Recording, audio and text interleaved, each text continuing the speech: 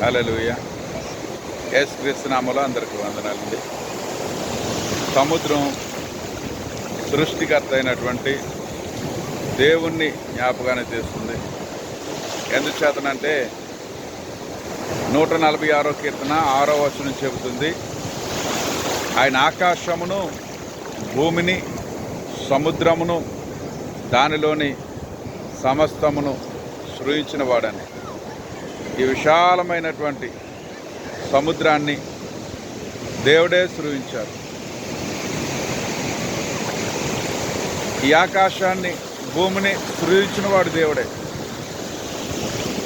ఆయనే ఈ తరంగాలను లేపేవాడు. ఆయనే ఇసుకను సరిహద్దుగా ఏర్పరిచి ఇంతవరకే జలములు ప్రవహించునుగా కని పలికినవాడు.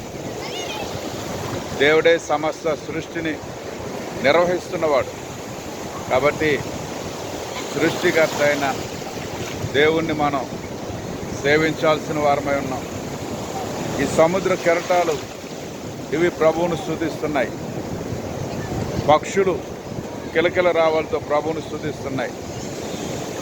చెట్లు, పువ్వులు, ఈ సృష్టి సమస్తం కూడా తన యొక్క చర్యల ద్వారా ప్రభువును స్తుతిస్తూ ఉంది. మనం కూడా దేవుణ్ణి స్తుతించే వారంగా, ఆయన్ని మాత్రం సేవించే వారంగా, సృష్టికర్త అయినటువంటి దేవుణ్ణి వెదకే వారంగా, ఆయనను సేవించే, ఆయనను మహిమపరిచే వారంగా మన ఆత్మీయ జీవితంలో ముందుకు సాగిపోవాలి.